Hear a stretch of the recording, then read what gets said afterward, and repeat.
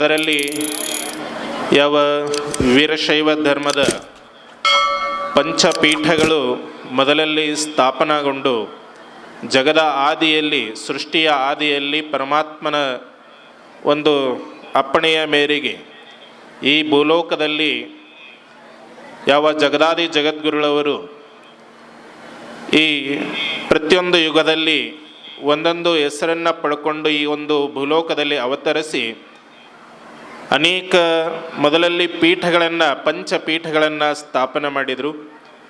ಆ ಪಂಚಪೀಠಗಳ ಸ್ಥಾಪನೆ ಮಾಡಿದ ನಂತರ ಭಕ್ತರ ಒಂದು ಏಳಿಗೆಗಾಗಿ, ಭಕ್ತರ ಕಲ್ಯಾಣಕ್ಕಾಗಿ ಯಾವ ಯಾವ ಭಾಗದಲ್ಲಿ ಹೆಚ್ಚಿನ ಒಂದು ಶಾಖಾನ್ವರ್ತಿ ಶಿಷ್ಯ ಬಳಗದಾರೋ ಆ ಒಂದು ಭಾಗದಲ್ಲಿ, ಎಲ್ಲ ಭಾಗಗಳಲ್ಲಿ ಭಾರತದ ಉದ್ದಗಲಕ್ಕೂ, ಕೇವಲ ಕರ್ನಾಟಕ ಅಷ್ಟೇ ಅಲ್ಲದೆ ಭಾರತದ ಉದ್ದಗಲಕ್ಕೂ ಜಗದ್ಗುರು ಪಂಚಾಚಾರ್ಯರು ಸಂಚಾರ ಮಾಡಿ ಅಲ್ಲಲ್ಲಿ ಯಾವ ಶಾಖಾನ್ವರ್ತಿ ಮಠಗಳನ್ನು, ಪಂಚಪೀಠಗಳ ಪಂಚಶಾಖಾನ್ವರ್ತಿ ಮಠಗಳನ್ನು ಸ್ಥಾಪನೆ ಮಾಡಿ ಆ ಒಂದು ಮಠದ ಒಂದು ಜವಾಬ್ದಾರಿಯನ್ನು ಯಾವ ಆದಿ ಜಗದ್ಗುರುಗಳವರು ವಹಿಸ್ಕೊಟ್ಟು ಬಂದಿದ್ದಾರೆ. ಆ ಭಾಗದ ಜನತೆಗೆ ಧರ್ಮದ ಜಾಗೃತಿಯನ್ನು ಮೂಡಿಸೋದು, ಯಾವ ಸನಾತನ ಧರ್ಮ ಮತ್ತು ವೀರಶೈವ ಧರ್ಮದ ಒಂದು ಪರಿಚಯವನ್ನು ಆ ಧರ್ಮದಲ್ಲಿ ನಡೆಯುವ ಹಾಗೆ ಮಠಗಳು ಕೈ ಹಿಡಿದು ನಡೆಸುವಂಥ ಕಾರ್ಯ ಆದಿಕಾಲದಿಂದಲೂ ಸನಾತನ ಈ ಒಂದು ಧರ್ಮವನ್ನು ಉಳಿಸ್ಕೊಂಡು ಬೆಳೆಸ್ಕೊಂಡು ಬಂದಿದ್ದವೆ. ಆ ಒಂದು ಇದರಲ್ಲಿ ನಿಮ್ಮ ಈ ಕೋಲಾರದ ಮಠ ಬಹಳಷ್ಟು ಪುರಾತನವಾದಂಥ ಮಠ. ಅದು ಯಾವ ಈ ಕೃಷ್ಣ ಬಲದಂಡೆ ಯೋಜನೆಯಲ್ಲಿ ಮುಳುಗಡೆ ಆದ ನಂತರ, ಎಲ್ಲ ಊರೇ ಮುಳುಗಡೆ ಆದ ನಂತರ ಯಾವಾಗ ಈ ಮರುಸ್ಥಾಪನೆ, ಊರಿನ ಮರುಸ್ಥಾಪನೆ ಆದಾಗ, ಊರಿನ ಮರುಸ್ಥಾಪನೆ ಜೊತೆಗೆ ಮಠದ ಮರುಸ್ಥಾಪನೆಯೂ ಕೂಡ ನೀವೆಲ್ಲ ಸದ್ಭಕ್ತರ ಒಂದು ಇಚ್ಛೆಯ ಪ್ರಕಾರ ಯಾವ ಮುರುಗೇಂದ್ರ ಸ್ವಾಮೀಜಿಯವರು ಆ ಮಠದ ಪರಂಪರೆ ಉಳಿಸ್ಕೊಂಡು ಬೆಳೆಸ್ಕೊಂಡು ಹೋಗ್ಬೇಕೆಂಬ ಉದ್ದೇಶದಿಂದ ಈ ಭಕ್ತರಿಗೆ ಗುರು ಬೇಕೇ ಬೇಕಾಗ್ತಾನೆ. ಯಾಕಂದರೆ ತಮ್ಮ ವೀರಶೈವ ಧರ್ಮದಲ್ಲಿ ಯಾವ ಮನುಷ್ಯನ ಹುಟ್ಟೋದಕ್ಕಿಂತ ಪೂರ್ವದಿಂದ ಹಿಡ್ಕೊಂಡು ಅಂತಿಮ ಇದರವರೆಗೂ ಸಹ, ಅಂತ್ಯಷ್ಟಿಯವರೆಗೂ ಸಹ ಗುರು ಬೇಕೇ ಬೇಕಾಗ್ತಾನೆ.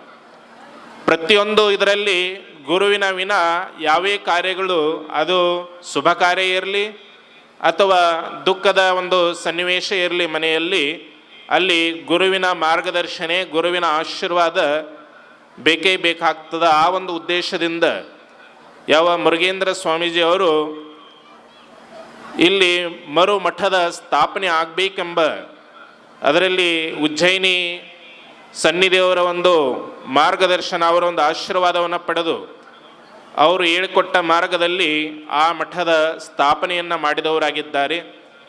ಅದರ ಜೊತೆಯಲ್ಲಿ ಯಾವ ಈ ಒಂದು ಊರಿನ ಇತಿಹಾಸವೇ ನಿಮ್ಮೆಲ್ಲರಿಗೂ ಗೊತ್ತಿದೆ, ಇತಿಹಾಸವೇ ಹೇಳ್ತಾ ಇದೆ. ಯಾಕಂದರೆ ಇದು ಕೋಲಾರ ಮೊಸರಿನ ನಾಡು, ಮೊಸರಿಗೆ ಹೆಸರುವಾಸಿಯಾದಂಥ ನಾಡು. ಮೊಸರು ಎಷ್ಟು, ಯಾಕಂದರೆ ಮೂಲ ಮೊಸರು ಬರೋದೆಲ್ಲಿಂದ ಕೇಳಿದ್ರೆ ಗೋವಿನಿಂದ, ಗೋವಿನ ಹಾಲಿನಿಂದ. ಅದರಲ್ಲಿ ಎಮ್ಮೆ ಹಾಲಿನಿಂದಲೂ ಕೂಡ ಮೊಸರು ತಯಾರಾಗ್ತದೆ. ಆದರೆ ಗೋವಿನ, ಆಕಳದ ಹಾಲಿನಲ್ಲಿ ವಿಶೇಷವಾದ ಒಂದು ಗುಣಗಳಿರೋದರಿಂದ, ಔಷಧೀಯ ಗುಣಗಳಿರೋದರಿಂದ ಆ ಒಂದು ಮೊಸರನ್ನೇ ಈ ಒಂದು ಭಾಗದ ಎಲ್ಲ ರೈತರು ಕಸಬಾಗಿಟ್ಟುಕೊಂಡು ತಮ್ಮ ಉಪಜೀವನವನ್ನು ನಡೆಸ್ತಾ ಇರೋರಾಗಿದ್ದೀರಿ.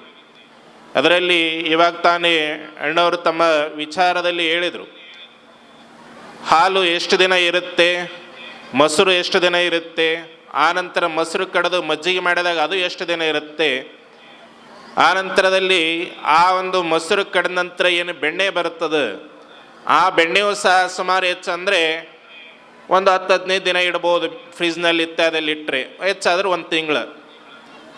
ಅದರ ನಂತರ ಅದಕ್ಕೊಂದು ಎಕ್ಸ್ಪೈರ್ ಡೇಟ್ ಅಂತ ಇರ್ತದೆ. ಆದರೆ ಆ ಬೆಣ್ಣೆಯನ್ನು ಚೆನ್ನಾಗಿ ಕಾಯಿಸಿ ಏನು ತುಪ್ಪ ಮಾಡಿದ್ರಲ್ಲ, ಆ ತುಪ್ಪಕ್ಕೆ ಎಂದಿಗೂ ಆಯುಷು ಎಕ್ಸ್ಪೈರ್ ಡೇಟ್ ಇಲ್ಲ. ಸುಮಾರು ಎಷ್ಟು ಅದು ಆಯುಷ್ ಹಾಕ್ಕೊಂತ ಹೋಗ್ತದೆ ತುಪ್ಪಕ್ಕೆ, ಅಷ್ಟು ಔಷಧಿ ಗುಣಗಳು ಬೆಳ್ಕೊಂತ ಹೋಗ್ತವೆ ಅದರಲ್ಲಿ. ಅದು ನಿಮಗೆ ಉಣ್ಲಿಕ್ಕೆ ಬರದೇ ಇರಬಹುದು, ಆದರೆ ಔಷಧಿಯ ಗುಣ ಅದರಲ್ಲಿ ಹೆಚ್ಚಾಗಿ ಆಯುರ್ವೇದದಲ್ಲಿ ಸುಮಾರು 500 ವರ್ಷದ ಹಿಂದಿನ ತುಪ್ಪವನ್ನು ಕೂಡ ಇಂದಿಗೂ ಉಪಯೋಗ ಮಾಡ್ತಾ ಇದ್ದಾರೆ. ಹಾಗೆ ಈ ಊರು ಬಹಳಷ್ಟು ಪುರಾತನವಾದದ್ದು. ಆ ಊರಿನ ಉಪಯೋಗವೂ ಸಹ ಅಷ್ಟೇ ಈ ಒಂದು ಭಾಗದಲ್ಲಿ ಈ ನಾಡಿಗೆ ಉಪಯೋಗನ ಒಂದು ಲಾಭವನ್ನು ಕೊಟ್ಟಂಥ ಊರು ಈ ಕೋಲಾರ ಊರಾಗಿದೆ ಅಂತ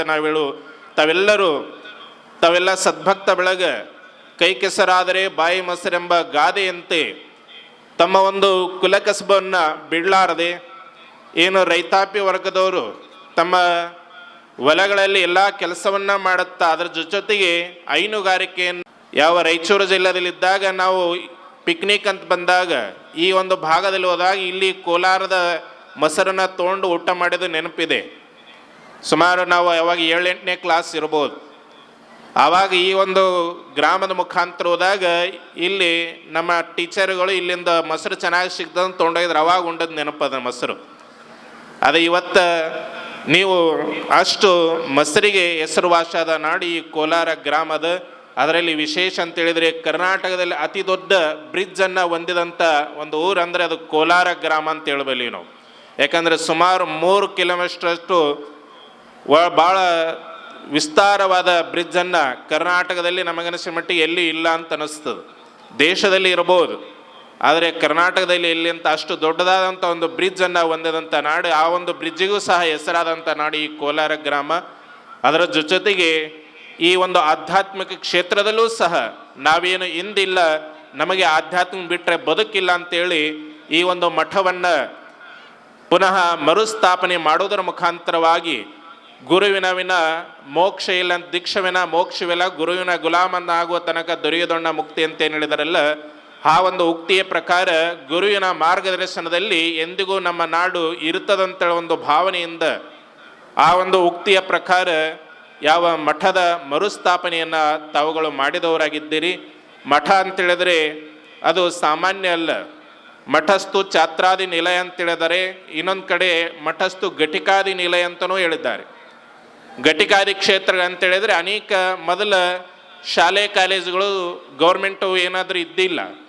ಮೊದಲ ಮಠಗಳಲ್ಲೇ ಶಾಲೆಗಳು ನಡೀತಾ ಇದ್ದು, ಎಲ್ಲ ಮಕ್ಕಳು ಮಠದಲ್ಲೇ ಬಂದು ಅಲ್ಲಿಂದ ಅಧ್ಯಯನ ಆರಂಭ ಆಗ್ತಾಯಿದ್ದು, ಗುರುಕುಲಗಳು. ಅದಕ್ಕೆ ಮಠಗಳು ಅಂತೇಳಿದರೆ ದಾರಿ ದೀಪವಾಗಿ ನಮಗೆ ನಮ್ಮ ಜೀವನ ಏನದೆಂಬುದು ತೋರಿಸೋದು ಅದು ಮಠದ ಕೆಲಸ ಆಗಿದೆ. ಆ ಮಠದ ಮಠಾಧೀಶನ ಕರ್ತವ್ಯ ಆಗಿರುತ್ತದೆ.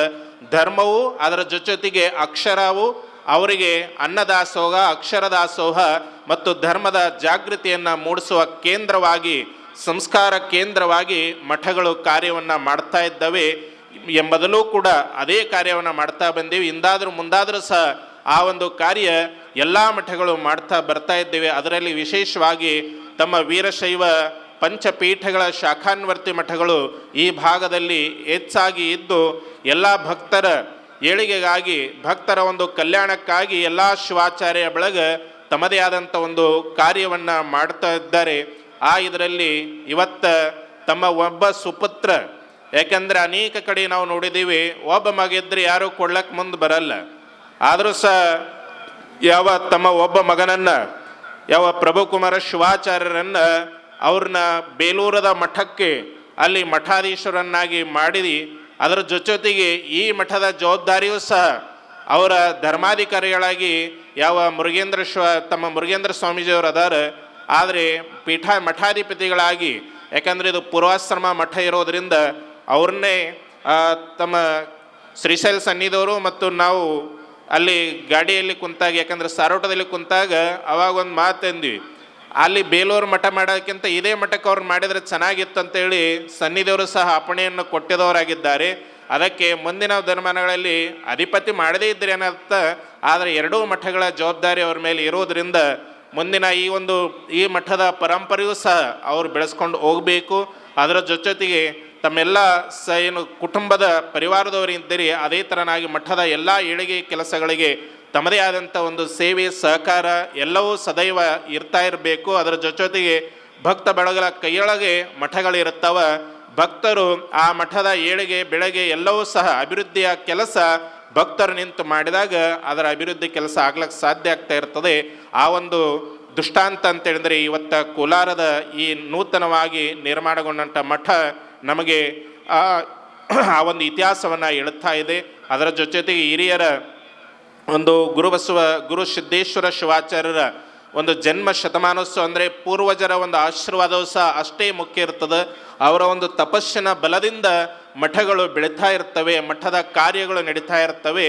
ಅದನ್ನು ಸಹ ನಾವು ಎಂದೂ ಮರೆಯಲಿಕ್ಕೆ ಸಾಧ್ಯ ಇಲ್ಲ ಅಂತ ಅನ್ನೋ ಉದ್ದೇಶದಿಂದ ಇವತ್ತು ಹಿರಿಯ ಶಿವಾಚಾರ್ಯರ ಒಂದು ಜನ್ಮ ಶತಮಾನೋತ್ಸವ ಸಹ ಅವರು ಆಚರಣೆ ಮಾಡೋದ್ರ ಮುಖಾಂತರವಾಗಿ ಈ ಕಾರ್ಯಕ್ರಮ ಬಹಳ ಒಂದು ಉನ್ನತ ಇದರಲ್ಲಿ ಎಲ್ಲ ಭಕ್ತರಿಗೆ ಪ್ರತಿಯೊಂದು ಊರಿಗೆ ಮಾದರಿಯಾಗಿ ಈ ಒಂದು ಕಾರ್ಯಕ್ರಮ ನಡ್ಕೊಂಡು ಬಂದಿದೆ.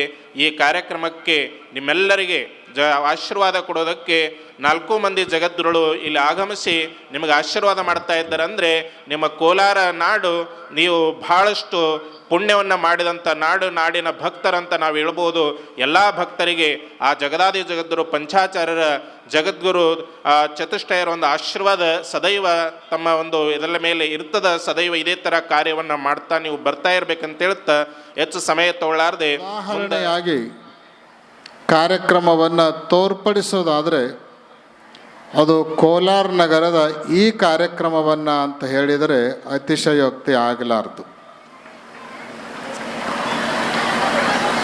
ಎಲ್ಲರೂ ಉಲ್ಲೇಖ ಮಾಡಿದಂತೆ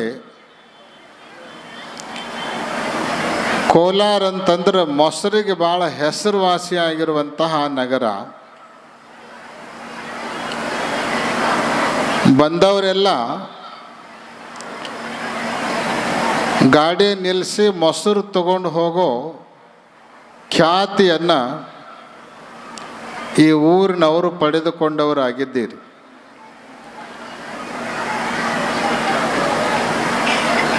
ಬಹುತೇಕ ಆ ಮೊಸರಿನಿಂದ ಹೆಸರು ಮಾಡಿರುವಂತಹ ಈ ಊರೊಳಗೆ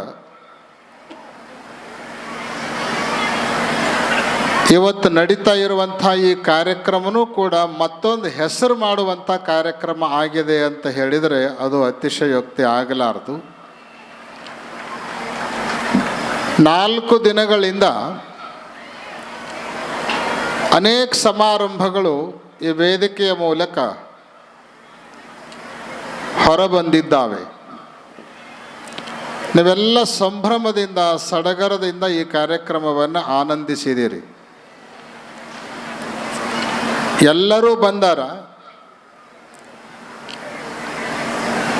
ತಮ್ಮ ತಮ್ಮ ವಿಚಾರಗಳನ್ನು ನಿಮ್ಮ ಮುಂದೆ ಹಂಚಿಕೊಂಡಿದ್ದಾರೆ. ಇವತ್ತು ಸಮಾರಂಭ ನಡೀತಾ ಇದೆ. ಧರ್ಮ ಸಂದೇಶ, ಆಶೀರ್ವಚನ ಸಂದೇಶವನ್ನು ನೀವೆಲ್ಲ ಆಲಿಸ್ತಾ ಇದ್ದೀರಿ. ಕೇಳಿದ್ದನ್ನು ಎಲ್ಲ ನೆನಪಿಟ್ಕೊಳ್ಳಿಕ್ಕಾಗೋದಿಲ್ಲ. ಆಗುತ್ತಾ? ಆಗೋದಿಲ್ಲ. ಅದಕ್ಕೆ ಜೀವನ ಪೂರ್ತಿ ಅನೇಕ ವಿಚಾರಗಳನ್ನು ನಾವು ಕೇಳ್ತೀವಿ. ಕೇಳಿದ್ರೊಳಗೆ ಕೆಲವೊಂದಿಷ್ಟು ಮಾತ್ರ ನೆನಪುಳಿತವ, ಕೆಲವೊಂದಿಷ್ಟನ್ನು ನಾವು ಪ್ರಯತ್ನ ಪೂರ್ವಕವಾಗಿ ನೆನಪಿಟ್ಕೊಳ್ಬೇಕು. ಇನ್ನು ಕೆಲವೊಂದಿಷ್ಟನ್ನು ಪ್ರಯತ್ನ ಪೂರ್ವಕವಾಗಿ ಮರಿಬೇಕು. ಕೆಲವು ಸಹಜವಾಗಿ ಮರಿತವ, ಕೆಲವೊಂದಿಷ್ಟನ್ನು ನಾವೇ ಪ್ರಯತ್ನಪಟ್ಟು ಕೂಡ ಮರಿಬೇಕು. ಒಬ್ಬ ಕವಿ ಒಂದು ಮಾತನ್ನು ಹೇಳ್ತಾನೆ, 4000 ಕಿತಾಬ್ ಪಡೋ ಮಗರ್ 4 ಬಾತೆ ಯಾದ್ ರಖೋ ಅಂತ. 4000 ಪುಸ್ತಕ ಓದಿದರೂ ಪರವಾಗಿಲ್ಲ, ಆ 4000 ಪುಸ್ತಕಗಳಲ್ಲಿ ಹೇಳಿದ್ದನ್ನೆಲ್ಲ ನೆನಪಿಟ್ಕೊಳ್ಳಿಕ್ಕಾಗದೇ ಇದ್ದರೂ ಕೂಡ 4 ಮಾತುಗಳನ್ನು ಮಾತ್ರ ನೆನಪಿಟ್ಕೊಳ್ಬೇಕು ಅಂತ ಹೇಳ್ತಾನೆ. ಹಂಗೆ 4 ದಿನಗಳ ಈ ಕಾರ್ಯಕ್ರಮದಲ್ಲಿ ಹೇಳಿದವರು ಎಲ್ಲರ ಮಾತನ್ನು ನಿಮಗೆ ನೆನಪಿನಲ್ಲಿ ಇಟ್ಕೊಳ್ಳಿಕ್ಕಾಗದೇ ಇದ್ದರೂ ಕೂಡ 4 ಮಾತುಗಳನ್ನು ಪ್ರತಿಯೊಬ್ಬರು ಕೂಡ ನೆನಪಿನಲ್ಲಿ ಇಟ್ಕೊಳ್ಬೇಕು. ಆ 4 ಮಾತು ಯಾವುವು ಅಂತ ಕೇಳಿದ್ರೆ ಅದರೊಳಗೆ 2 ಮಾತು ನೆನಪಿನಲ್ಲಿ ಇಟ್ಕೊಳ್ಳುವಂಥವು, ಇನ್ನು 2 ಮಾತುಗಳು ಮರೆಯುವಂಥ ಮಾತುಗಳು. ನೆನಪು ಇಟ್ಕೊಳ್ಬೇಕಾಗಿರುವಂಥ ಮಾತು ಯಾವುವು ಅಂತ ಕೇಳಿದ್ರೆ, ನೆನಪು ಇಟ್ಕೊಳ್ಬೇಕಾಗಿರುವ 2 ಮಾತುಗಳಲ್ಲಿ ಮೊದಲನೇ ಮಾತು ಯಾವುದು ಅಂದರೆ ದೇವ್ರ ಒಬ್ಬ ಅದಾನ. ದೇವ್ರ ಒಬ್ಬ ಅದಾನ ಅನ್ನುವಂಥದ್ದು. ಆಮೇಲೆ ನಾವು ಮಾಡುವಂಥದ್ದನ್ನು ಎಲ್ಲವನ್ನು ಆ ದೇವರು ನೋಡ್ತಾ ಇರ್ತಾನ ಅನ್ನುವಂಥದ್ದನ್ನು ನೆನಪಿನಲ್ಲಿ ಇಟ್ಕೊಳ್ಬೇಕು. ಇದನ್ನು ಯಾವಾಗಲೂ ನೆನಪಿನಲ್ಲಿ ಇಟ್ಕೊಂಡಿರಬೇಕು. ನಮ್ಮನ್ನು ನೋಡುವಂತಹ ನಮ್ಮ ಎಲ್ಲ ಕ್ರಿಯಾಕಲಾಪಗಳನ್ನು ಪ್ರತಿ ಕ್ಷಣವೂ ಕೂಡ ವೀಕ್ಷಣೆ ಮಾಡುವಂಥ ಒಂದು ಶಕ್ತಿ ಇದೆ. ಅದು ಯಾವಾಗಲೂ ನಮ್ಮನ್ನು ನೋಡ್ತಾ ಇರ್ತದ ಅನ್ನುವಂಥ ಎಚ್ಚರಿಕೆ ನಮ್ಮಲ್ಲಿ ಇತ್ತು ಅಂದ್ರೆ ನಾವು ಬಹಳ ಒಳ್ಳೆಯವರಾಗಿ ನಡ್ಕೊಳ್ತೀವಿ. ನಮ್ಮ ಜೀವನ ಬಹಳ ಚೆನ್ನಾಗಿ ಆಗಲಿಕ್ಕೆ ಸಾಧ್ಯ ಆಗ್ತದೆ. ಕಾರಣ ಏನು ಅಂದ್ರೆ, ಮನುಷ್ಯ ತಪ್ಪು ಯಾವಾಗ ಮಾಡ್ತಾನೆ ಅಂತ ಕೇಳಿದ್ರೆ, ಯಾವಾಗ ಯಾರು ನನ್ನನ್ನು ನೋಡಂಗಿಲ್ಲ ಅನ್ನುವಂತಹ ಖಾತ್ರಿ ಇರುತ್ತೋ ಆವಾಗನೇ ತಪ್ಪು ಮಾಡೋದು. ಯಾರೇ ನೋಡ್ತಾ ಇರ್ತಾರ ಅನ್ನುವಂತಹ ಪ್ರಜ್ಞೆ ಜಾಗೃತವಾಗಿತ್ತು ಅಂದರೆ ಮನುಷ್ಯ ತಪ್ಪನ್ನು ಮಾಡೋದಿಲ್ಲ. ತಪ್ಪು ಮಾಡಲಿಕ್ಕೆ ಮನಸ್ಸು ಭಯ ಪಡ್ತದೆ. ನೋಡಿದವ್ರು ಏನಂತಾರೆ, ಅವರಿಗೆ ಗೊತ್ತಾದ್ರೆ ನನ್ನ ಬಗ್ಗೆ ಅವ್ರು ಏನು ತಿಳ್ಕೊತಾರೆ. ಈ ಎಲ್ಲ ಎಚ್ಚರಿಕೆ ಪ್ರಜ್ಞೆ ನಮ್ಮ ಮನಸ್ಸಿನೊಳಗೆ ಜಾಗೃತ ಆಗ್ತದೆ.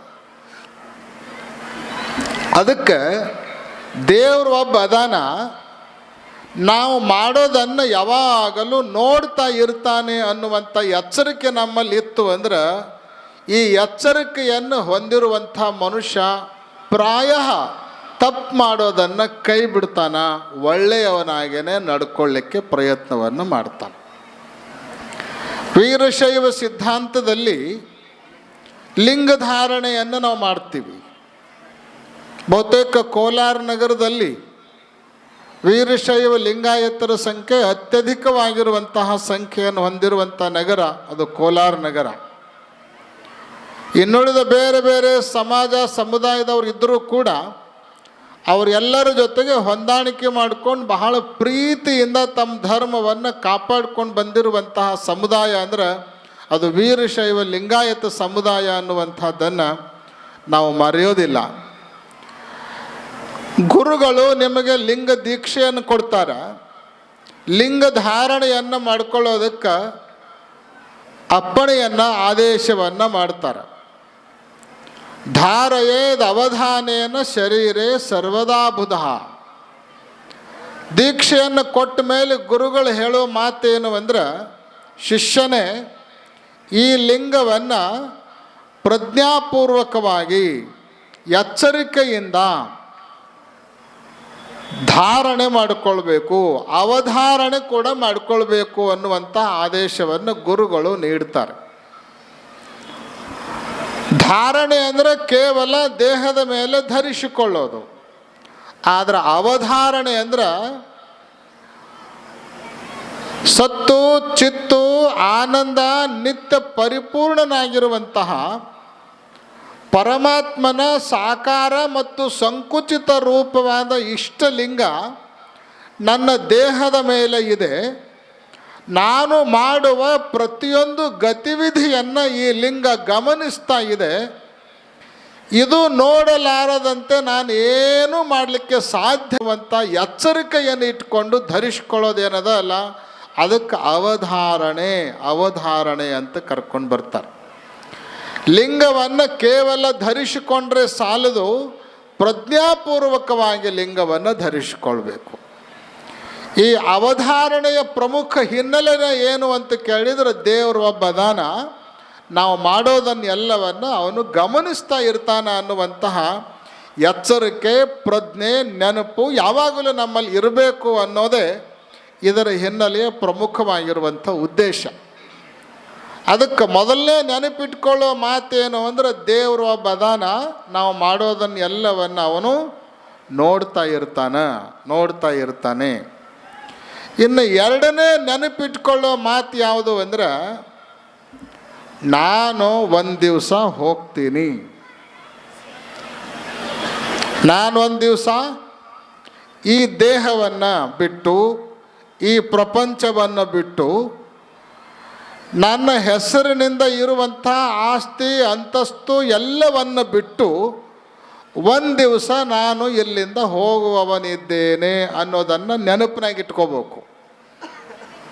ಬಹುತೇಕ ಮನುಷ್ಯ ಏನು ಮಾಡ್ತಾನೆ ಅಂದ್ರೆ, ಈ ಎಚ್ಚರಿಕೆ ಇಲ್ಲದೇ ಇರೋ ಕಾರಣಕ್ಕಾಗೇ ಹಲವಾರು ಜನರ ಜೊತೆಗೆ ಜಗಳ, ಹಲವಾರು ಸಂಪತ್ತಿಗಾಗಿ ವಿವಾದ, ಹಲವಾರು ಪ್ರಸಂಗಗಳಿಗಾಗಿ ಸಮಸ್ಯೆಗಳು, ಇವೆಲ್ಲವುಗಳನ್ನು ಮಾಡ್ಕೊಳ್ಳೋದಕ್ಕೆ ಮುಖ್ಯವಾದ ಕಾರಣ ಏನು ಅಂದರೆ, ನಾನು ಒಂದು ದಿವಸ ಹೋಗವದೇನೆ ಅನ್ನೋದನ್ನು ಮರ್ತ ಬಿಡ್ತಾನೆ. ಅದನ್ನು ಮರ್ತಿರೋಣದ್ರಿಂದಲೇ ಹಲವಾರು ಸಮಸ್ಯೆಗಳು, ದುಃಖಗಳು, ದುಮ್ಮಾನಗಳು, ಕಷ್ಟಗಳು ಮನುಷ್ಯನನ್ನು ಆವರಿಸ್ತಾ ಇರ್ತಾವೆ. ನಾನು ಒಂದು ದಿವಸ ಹೋಗವದೇನೆ, ಆಮೇಲೆ ಹೋಗೋ ಕಾಲಕ್ಕೆ ನನ್ನ ಜೊತೆಗೆ ಏನೂ ಬರಂಗಿಲ್ಲ ಅನ್ನುವಂಥ ಪ್ರಜ್ಞೆ, ನೆನಪು ಯಾವಾಗಲೂ ಇರಬೇಕು. ಒಂದು ಮಾತು ನೆನಪಿರಲಿ ನಿಮಗೆ, ನೀವೇನು ಕುಂತಿರಲ್ಲ, 100 ವರ್ಷದ ಹಿಂದೆ ಇಲ್ಲಿದ್ದವ್ರು ಯಾರೂ ಇರಲಿಲ್ಲ. ಇದ್ರೇನು ಯಾರೂ ಇರಲಿಲ್ಲ. ಇದರಷ್ಟೇ ಇನ್ನೊಂದು ಸತ್ಯವಾದ ಮಾತೇನು ಅಂದರೆ, ಇನ್ನು 100 ವರ್ಷದ ನಂತರನೂ ಇಲ್ಲಿದ್ದವ್ರು ಯಾರೂ ಇರಂಗಿಲ್ಲ. ನಮ್ಮ ಸಂತ ಏನಿದ್ರು ಎಷ್ಟು ದಿವಸದ್ದು? ಆರೋಗ್ಯ ಚಲೋ ಇತ್ತು ಅಂದರೆ 100 ದಿವಸದ್ದು. ಮತ್ತು 100 ದಿವಸದ ಈ ಸಂತೆಗಾಗಿ, 100 ವರ್ಷದ ಈ ಸಂತೆಗಾಗಿ, 100 ವರ್ಷದ ಈ ಸಂತೆಗಾಗಿ ಎಷ್ಟು ಬಡದಾಟ, ಎಷ್ಟು ಹೊಡೆದಾಟ, ಎಷ್ಟು ದುಃಖ, ಎಷ್ಟು ದುಮ್ಮಾನ. ಖರೆ ವಿಚಾರ ಮಾಡಿದ್ರೆ, ನಾನೊಂದು ದಿವಸ ಹೋಗವದೀನಿ ಅನ್ನೋದನ್ನು ದಿನಾಲೂ ಯಾವ ಮನುಷ್ಯ ನೆನಪು ಮಾಡ್ಕೊಳ್ತಾನಲ್ಲ, ಆ ಮನುಷ್ಯನಿಗೆ ಯಾರೂ ವೈರಿಗಳಿರಂಗಿಲ್ಲ, ಯಾವ ದುಃಖನೂ ಇರಂಗಿಲ್ಲ, ಯಾವ ತಾಪತ್ರಯಗಳು ಇರಂಗಿಲ್ಲ. ಯಾಕೆ ಅಂದರೆ, ಯಾವುದೇ ಸಮಸ್ಯೆ ಬಂತು ಅಂದರೆ ಇದು ನೆನಪಾಗಿ ಬಿಡ್ತದೆ ಅವನಿಗೆ. ಏನು ಅಂದರೆ, ನಾನು ಹೋಗವದೀನಿ ತೊಗೊಂಡು ಏನು ಮಾಡೋದು, ಇದ್ದದ್ದಿತ್ತು ಹೋದದ್ದು ಹೋಯಿತು ಅಂತ ಇದ್ದದ್ರೊಳಗೆ ಖುಷಿ ಪಡುವಂತಹ, ಸಂತೋಷ ಪಡುವಂತಹ ಮನೋಭಾವ ಅವನಿಗೆ ಪ್ರಾಪ್ತಿಯಾಗ್ತದೆ. ಅದಕ್ಕೆ ನೆನಪಿಟ್ಕೊಳ್ಬೇಕಾಗಿರೋ ಎರಡನೇ ಮಾತು ಯಾವುದು ಅಂದರೆ, ನಾನು ಒಂದು ದಿವಸ ಹೋಗವದೀನಿ, ಹೋಗೋ ಕಾಲಕ್ಕೆ ನನ್ನ ಜೊತೆಗೆ ಏನೂ ಬರಂಗಿಲ್ಲ. ಏನಾರ ಬರ್ತದನ್? ಧನಾನಿ ಭೂಮೌ ಪಶವಶ್ಚ ಗೋಷ್ಠೆ ಭಾರ್ಯಾಗೃಹದ್ವಾರೆ ಜನಾಃ ಸ್ಮಶಾನೆ ದೇಹಶ್ಚಿತಾಯಾಂ ಪರಲೋಕ ಮಾರ್ಗೆ ಧರ್ಮಾನುಗೋ ಗಚ್ಚತಿ ಜೀವ ಏಕಃ. ಧರ್ಮಾನುಗೋ ಗಚ್ಚತಿ ಜೀವ ಏಕಃ. ನೀವು ಹೋಗೋ ಕಾಲಕ್ಕೆ ಯಾರ್ಯಾರು ಎಲ್ಲಿ ತನಕ ಬರ್ತಾರ ಅನ್ನುವಂಥ ಒಂದು ಯಾದಿಯನ್ನು ಸುಭಾಷಿತಕಾರ ನಿಮ್ಮ ಕಣ್ಣು ಮುಂದೆ ಇಡ್ತಾನೆ. ಧನಾನಿ ಭೂಮೌ, ನೀವು ಬಹಳ ಪ್ರೀತಿಯಿಂದ ಸಂಪಾದನೆ ಮಾಡಿರುವಂಥ ದುಡ್ಡು ಎಲ್ಲಿರ್ತದೆ ಅಂದರೆ, ನೀವು ಎಲ್ಲಿ ಇಟ್ಟಿರ್ತೀರಿ ಅಲ್ಲೇ ಇರ್ತದ. ಮೊದಲಿನ ಕಾಲಕ್ಕೆ ಸಂಪಾದಿಸಿರುವಂಥ ಸಂಪತ್ತನ್ನು ಭೂಮಿಯೊಳಗೆ ಹೋಗೋದಿಡ್ತಿದ್ರು. ಆವಾಗ ಬರೆದಿರೋ ಈ ಸುಭಾಷಿತವಾಗಿರೋಣದರಿಂದ ಗಳಿಸಿರುವ ಸಂಪತ್ತು ಭೂಮಿಯೊಳಗೆ ಇಟ್ಟಿದ್ರೆ ಅದು ಅಲ್ಲೇ ಇರ್ತದೆ. ಈಗ ಒಂದು ಸ್ವಲ್ಪ ಈಗಿನ ಕಾಲಕ್ಕೆ ಬದಲಾವಣೆ ಮಾಡ್ಕೊಳ್ಬೇಕು. ಅದನ್ನು ಈಗೆಲ್ಲ ಎಲ್ಲಿ ಇಡ್ತೀರಿ ಅಂದರೆ ಬ್ಯಾಂಕಿನಾಗ ಇಟ್ಟಿರ್ತೀರಿ. ಧನಾನಿ ಬ್ಯಾಂಕೆ ಅಂತ ಹೇಳ್ಬೇಕೀಗ. ಆ ಬ್ಯಾಂಕಿನೊಳಗೆ ಇಟ್ಟಿರುವಂಥ ದುಡ್ಡು ನೀವು ಉಪಯೋಗ ಮಾಡಲಾರ್ದನ, ಸತ್ಪಾತ್ರಕ್ಕೆ, ಧರ್ಮ ಕಾರ್ಯಕ್ಕೆ ದಾನನೂ ಮಾಡಲಾರ್ದನ, ವ್ಯಾಮೋಹದಿಂದ ಗಳಿಸಿಟ್ಟಿರುವಂಥ ಬ್ಯಾಂಕಿನೊಳಗಿರೋ ದುಡ್ಡು ನನ್ನ ಇಷ್ಟು ಪ್ರೀತಿಯಿಂದ ಗಳಿಸಿರುವಂಥ ಮನುಷ್ಯ ಇವತ್ತು ಹೊಂಟಾನ ಅಂತ ಹೇಳಿ ಆ ಬ್ಯಾಂಕಿನಾಗಿರೋ ದುಡ್ಡು ಎದ್ದು ಬಂದು ನಿಮ್ಮ ಹತ್ರ, ನಿಮ್ಮ ಜೊತೆಗೆ ಬರೋದಿಲ್ಲ. ನೀವು ಎಲ್ಲಿ ಇಟ್ಟಿರ್ತೀರೋ ಅಲ್ಲೇ ಇರ್ತದೆ. ಧನಾನಿ ಭೂಮವು ಪಶವಶ್ಚ ಗೋಷ್ಠೆ. ನೀವು ಸಾಕಿರುವಂಥ ದನಕರುಗಳು, ಆಕಳ, ಎಮ್ಮೆ, ಆಡು, ಎತ್ತು, ಕುದುರೆ ಎಲ್ಲ ಎಲ್ಲಿರ್ತಾವೆ? ಅಲ್ಲೇ ಇರ್ತಾವ. ಎಲ್ಲೇ? ನೀವೆಲ್ಲಿ ಕೊಟ್ಟಿಗೆಯೊಳಗೆ ಕಟ್ಟಿರ್ತೀರಲ್ಲ ಅಲ್ಲೇ ಇರ್ತಾವ. ಅಷ್ಟೇ ಅಲ್ಲ, ಮುಂದೆ ಹಾಕಿದ ಮೇವು ತಿನ್ಕೋತ ಮಸ್ತಂಗಿರ್ತಾವೆ, ಖುಷಿಯಿಂದ ಇರ್ತಾವೆ. ನಮ್ಮ ಯಜಮಾನ ಹೋಗ್ಯಾನ ಅಂತ ತಿಳ್ಕೊಂಡು ಯಾವ ಆಕಳ, ಯಾವ ಎಮ್ಮೆ, ಯಾವ ಎತ್ತು ಕಣ್ಣೀರು ಹಾಕಂಗಿಲ್ಲ. ಹಾಕ್ತವ? ಹಾಕೋದಿಲ್ಲ. ಆದ್ರೆ ಆಶ್ಚರ್ಯ ಅಂದ್ರೆ ನೀವು ಹೊಂಟ್ರ ಅವು ಅಳಂಗಿಲ್ಲ, ಅವು ಹೋದವು ಅಂದ್ರೆ ನೀವು ಅಳ್ತೀರಿ, ಅವು ಹಾದವು ಅಂದ್ರೆ ನೀವು ಅಳ್ತೀರಿ.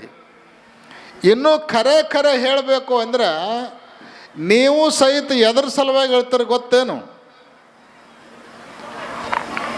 ಅದು ಎತ್ತು ಸತ್ತು ಅಂತ ಸತ್ತು ಎತ್ತಿನ ಸಲುವಾಗಿ ಅಳಂಗಿಲ್ಲ. ಒಂದು ತಿಂಗಳ ಹಿಂದೆ ಜಾತ್ರೆ ಒಳಗೆ 2 ಲಕ್ಷ ರೂಪಾಯಿ ಕೊಟ್ಟು ತಂದಿದ್ನಿ, ರೊಕ್ಕೆಲ್ಲ ಹೋಯ್ತಲ್ಲ ಅಂತ ಹೇಳಿ ರೊಕ್ಕದ ಸಲುವಾಗಿ ಅಳ್ತಿರ್ತೀರ ಹೊರತು ಸತ್ತು ಎತ್ತಿನ ಸಲುವಾಗಿ ಅಳಂಗಿಲ್ಲ. ಇದು ಅವಾಗ ಗೊತ್ತಿರ್ತದ. ಏನಂತ? ನಮ್ಮ ಪೈಕಿ ಹೋದಾಗಿ ಮನುಷ್ಯ ರೊಕ್ಕದ ಸಲುವಾಗಿ ಹತ್ತಾನ ಹೊರತು ನಮ್ಮವ್ರ ಸಲುವಾಗಿ ಹತ್ತಿಲ್ಲ. ಮತ್ತು ಇವ ಹೋದ ಮೇಲೆ ನಾವ್ಯಾಕೆ ಅಳಬೇಕು ಅಂತ ಮುಂದೆ ಹಾಕಿದ ಮೇವು ತಿನ್ಕೊಂತ ಮಸ್ತಿರ್ತಾವ ದನಕರುಗಳು. ಪಶವಶ್ಚ ಗೋಷ್ಠೆ ಭಾರ್ಯಾ ಗೃಹದ್ವಾರೆ. ಕೈ ಹಿಡಿದಿರುವಂಥ ಧರ್ಮ ಪತ್ನಿ ಮನೆ ಬಾಕಲ್ ತನಕ, ಬಹಳ ಅಂದ್ರೆ ಸ್ಮಶಾನದ ತನಕ.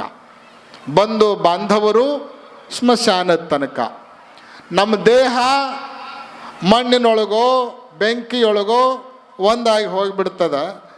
ಆದರೆ ನಮ್ಮ ಜೊತೆಗೆ ಬರುವಂಥದ್ದು ಯಾವುದು ಅಂದ್ರೆ ನಾವು ಮಾಡಿರುವಂತಹ ಒಳ್ಳೆಯದು ಮತ್ತು ನಾವು ಮಾಡಿರುವಂಥ ಕೆಟ್ಟದ್ದು ಮಾತ್ರ ನಮ್ಮ ಜೊತೆಗೆ ಬರ್ತದೆ. ಉಳಿದಿದ್ದು ಯಾವುದು ನಮ್ಮ ಜೊತೆಗೆ ಬರಂಗಿಲ್ಲ ಅನ್ನುವಂಥದ್ದನ್ನು ನಾವು ನೆನಪಿನಲ್ಲಿಟ್ಕೊಳ್ಬೇಕು. ಒಂದು ದಿವಸ ಹೋಗ್ತೀವಿ, ಹೋಗುವಾಗ ನಮ್ಮ ಜೊತೆಗೆ ಏನೂ ಬರಂಗಿಲ್ಲ ಅನ್ನುವಂಥದ್ದನ್ನು ನೆನಪಿನಾಗ ಇಟ್ಕೋಬೇಕು. ಇನ್ನು 2 ಮರೆಯುವ ಮಾತುಗಳದಾವು, ಅವನು ತಕ್ಷಣ ಮರೆತು ಬಿಡ್ಬೇಕಂತ. ಯಾವ 2 ಮಾತವು ಅಂದ್ರೆ, ಒಂದು, ನೀನು ಯಾರಿಗಾದರೂ ಉಪಕಾರ ಮಾಡಿದ್ದೆ ಅಂದ್ರೆ, ಏನಾದರೂ ಒಳ್ಳೆಯ ಕೆಲಸವನ್ನು ಮಾಡಿದ್ದೆ ಅಂದ್ರೆ ಆ ಕೆಲಸವನ್ನು, ಉಪಕಾರವನ್ನು ಮರೆತು ಬಿಡ್ಬೇಕಂತ. ಮಾಡಿದ್ದನ್ನು ಮತ್ತ ನೆನಪು ಮಾಡ್ಕೊಳ್ಳೋದ್ರಿಂದ, ಮಾಡಿದ್ದನ್ನು ನೆನಪು ಮಾಡ್ಕೊಂಡು ಇನ್ನೊಬ್ಬರ ಮುಂದೆ ಹೇಳೋಣದರಿಂದ, ಆ ಉಪಕಾರ ಮಾಡಿರೋಣದರಿಂದ ಯಾವ ಪುಣ್ಯ ನಿಮಗೆ ಬರ್ತಿರ್ತದಲ್ಲ, ಆ ಪುಣ್ಯ ಸೌಕೋತ ಸೌಕೋತ ಸೌಕೋತ ಹೋಗ್ತದಂತೆ. ಧರ್ಮ ಕ್ಷರತಿ ಕೀರ್ತನಾತ್. ಯಾವುದೇ ಒಳ್ಳೆಯ ಕಾರ್ಯ ಹೇಳೋದ್ರಿಂದ ಅದು ಕ್ಷೀಣ ಆಕೋತ ಹೋಗ್ತದೆ ಅನ್ನುವಂಥ ಮಾತನ್ನು ಶಾಸ್ತ್ರದಲ್ಲಿ ಹೇಳ್ಕೊಂಡು ಬಂದಾರೆ. ನೀವು ಯಾವುದಾದ್ರೂ ಒಂದು ಗುಡಿಗೋ, ಮಠಕ್ಕೋ, ಅಥವಾ ಯಾವುದಾದ್ರೂ ಧರ್ಮಶಾಲೆಗೋ, ವೃದ್ಧಾಶ್ರಮಕ್ಕೋ ಯಾವುದಕ್ಕಾದರೂ 1 ಲಕ್ಷ ರೂಪಾಯಿ ಕೊಟ್ರಿ ಅಂತ ಇಟ್ಕೋರಿ. ನೀವು 1 ಲಕ್ಷ ರೂಪಾಯಿ ಕೊಟ್ಟು, ನಾವು 1 ಲಕ್ಷ ರೂಪಾಯಿ ಇಂಥದ್ದಕ್ಕೆ ಕೊಟ್ಟೇನೆ ಅಂತ ಯಾರ ಮುಂದಾದರೂ ಹೇಳಿದ್ರಿ ಅಂದ್ರೆ, ಆ 1 ಲಕ್ಷ ರೂಪಾಯಿ ಕೊಟ್ಟಿದ್ದರಿಂದ ಯಾವ ಪುಣ್ಯ ನಿಮಗೆ ಬಂದಿರ್ತದಲ್ಲ, ಆ ಪುಣ್ಯದೊಳಗೆ 10% ಕಟ್ಟಾಕತ್ತೆ ಅಂತ. ಒಮ್ಮೆ ನೀವು ಹೇಳಿದ್ರೆ 10% ಕಟ್ಟಾಯಿತು. 1 ಲಕ್ಷ ರೂಪಾಯಿ ಕೊಟ್ಟು ನಾ ಕೊಟ್ಟೇನಿ ಅಂತ ಹೇಳಿದ್ರೆ, ಒಮ್ಮೆ ಹೇಳಿದ್ರೆ 90,000 ಕೊಟ್ಟಂಗೆ ಉಳಿತು. 2 ಸಲ ಹೇಳಿದ್ರೆ 80,000 ಉಳಿತು. 3 ಸಲ ಹೇಳಿದ್ರೆ 70,000 ಉಳಿತು. ಹಿಂಗೆ ಹೇಳ್ಕೋತ ಅಕಸ್ಮಾತ್ ನೀವೇನಾದರೂ 10 ಸಾರ ಯಾರ ಮುಂದಾದರೂ ನೀವು ಮಾಡಿದ ಧರ್ಮ ಕಾರ್ಯಗಳ ಬಗ್ಗೆ ಹೇಳ್ಕೊಂಡ್ರಿ ಅಂದ್ರೆ, ಎಲ್ಲ ಕೊಟ್ಟದ್ದು ನೀರಾಗ ಹೊಳ್ಯಾಗ ಹುಣಸೆ ಹಣ್ಣು ತೊಳೆದಂಗೆ ಏನೂ ಕೊಡಲಾರ್ದಂಥ ಪರಿಸ್ಥಿತಿ ಆಗಿ ಹೋಗಿಬಿಡ್ತದ. ಪುಣ್ಯ ಎಲ್ಲ ಕರಿಗೆ ಹೋಗಿಬಿಡ್ತದ ಅಂತ ಶಾಸ್ತ್ರದಲ್ಲಿ ಹೇಳ್ಕೊಂಡು ಬಂದಾರ. ಅದಕ್ಕೆ ನೀವು ಯಾರಿಗಾದರೂ ಉಪಕಾರವನ್ನು ಮಾಡಿದ್ರಿ ಅಂದ್ರೆ ಅದನ್ನು ನೆನಪಿನಾಗ ಇಟ್ಕೋಬಾರ್ದು, ಮಾಡಿ ಮರ್ತು ಬಿಡ್ಬೇಕಂತ. ಮಾಡುವಂತಿರಬೇಕು, ಮಾಡದಂತಿರಬೇಕು. ಮಾಡುತ್ತಾ ಮಾಡುವ ಮಾಟದಲ್ಲಿ ತಾನು ಇಲ್ಲದಂತಿರಬೇಕು ಅನ್ನುವಂಥ ಮಾತನ್ನು ಶರಣರು ಕೂಡ ಬರ್ಕೊಂಡು ಬಂದಾರೆ. ಹಿಂಗೆ ಭಾವನೆಯನ್ನು ಇಟ್ಕೊಂಡು ಧರ್ಮ ಕಾರ್ಯವನ್ನು ಮಾಡಬೇಕು, ಮರೆತು ಬಿಡ್ಬೇಕು ಅದನ್ನು.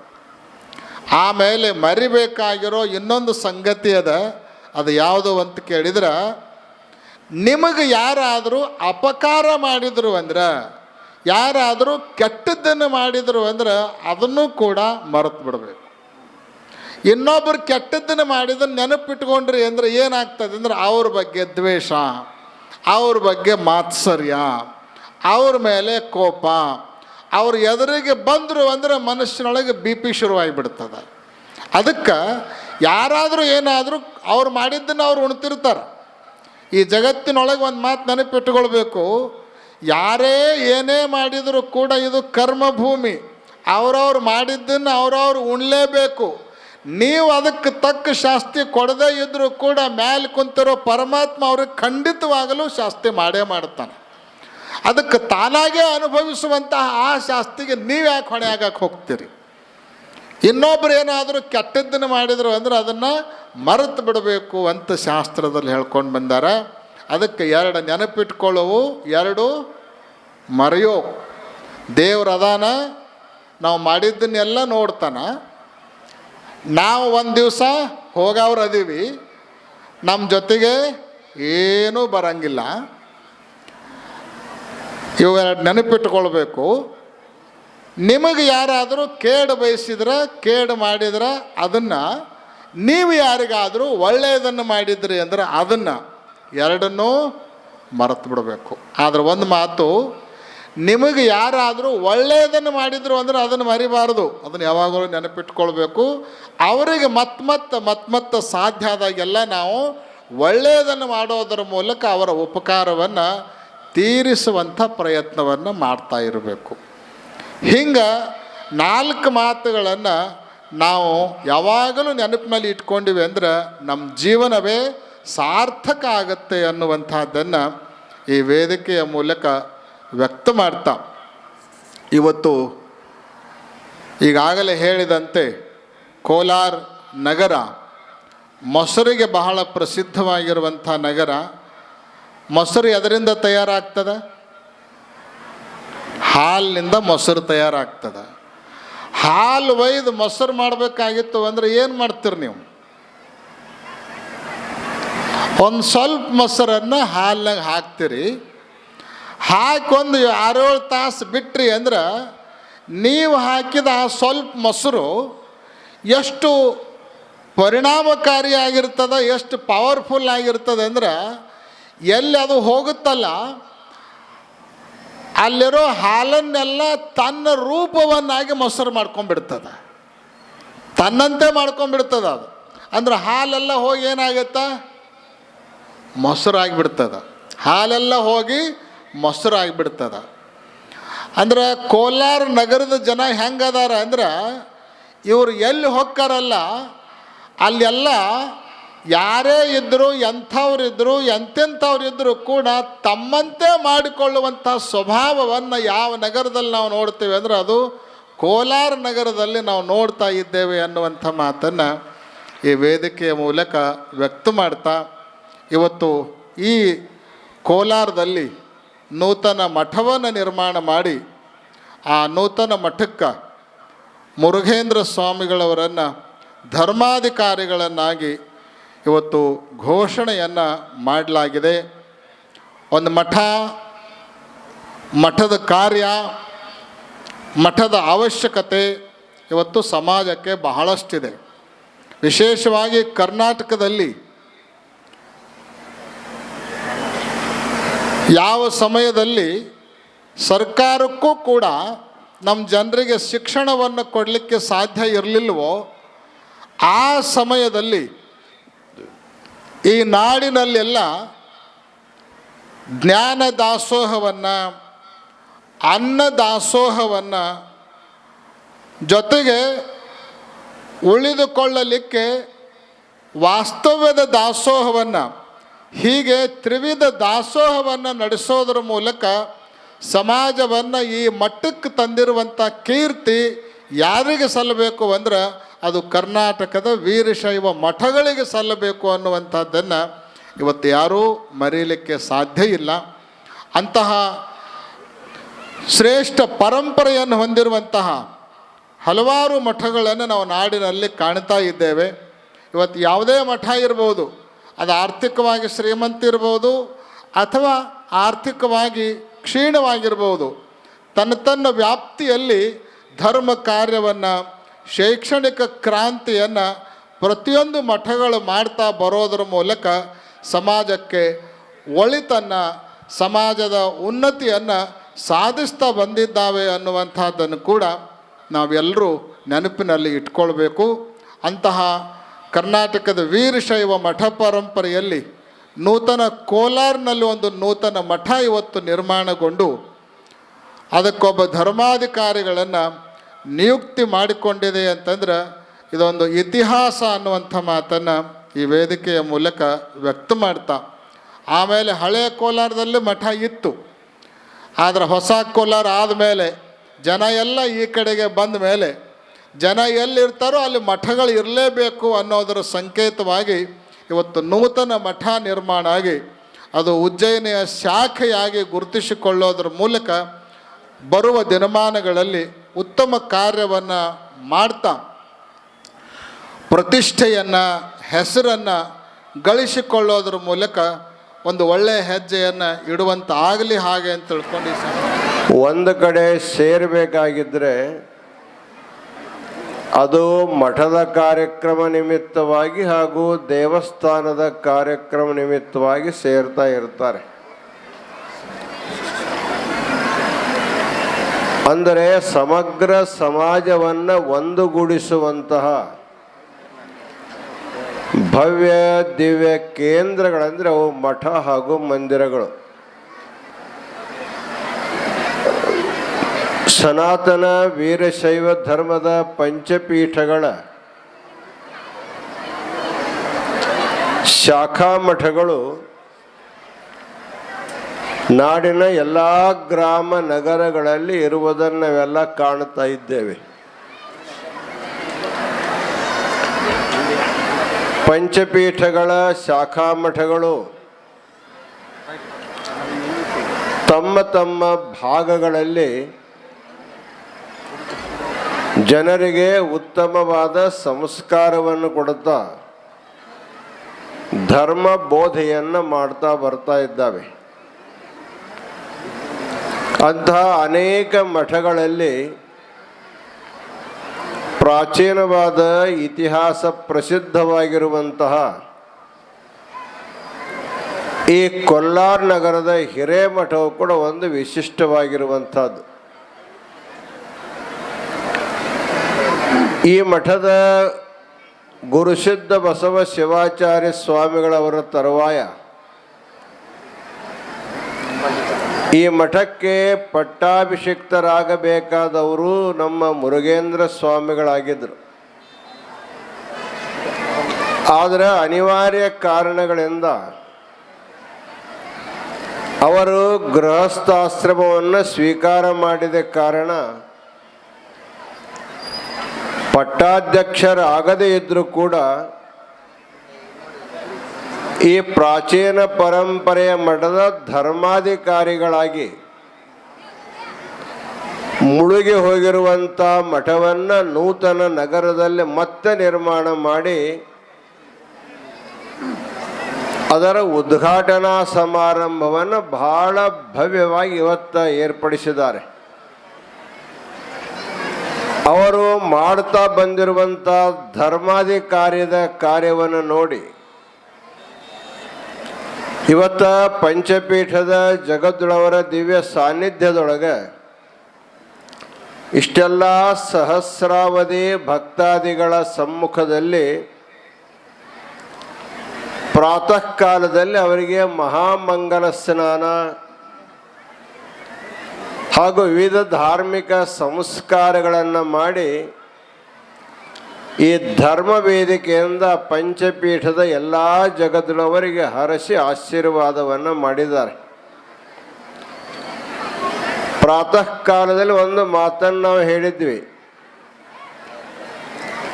ಸಾಮಾನ್ಯವಾಗಿ ಗೃಹಸ್ಥರಿಗೆ ಗಂಡು ಹೆಣ್ಣು ಮಕ್ಕಳು ಹುಟ್ಟುತ್ತಾರೆ. ಹುಟ್ಟಿರುವಂಥ ಹೆಣ್ಣು ಮಕ್ಕಳನ್ನು ಬೇರೆ ಬೇರೆ ಮನೆಗಳಿಗೆ ಕೊಟ್ಟು ಆಯಾ ಮನೆಗಳ ವಂಶವೃದ್ಧಿಗೆ ಕಾರಣೀಭೂತರಾಗ್ತಾರೆ. ಅದಕ್ಕನೇ ಎಲ್ಲ ದಾನಗಳಲ್ಲಿ ಕನ್ಯಾದಾನವು ಕೂಡ ಶ್ರೇಷ್ಠ ದಾನ ಅಂತ ಕರೆಸಿಕೊಳ್ತದೆ. ಯೋಗ ಅನ್ನುವಂತೆ ನಮ್ಮ ಮುರುಗೇಂದ್ರ ಸ್ವಾಮಿಗಳವರು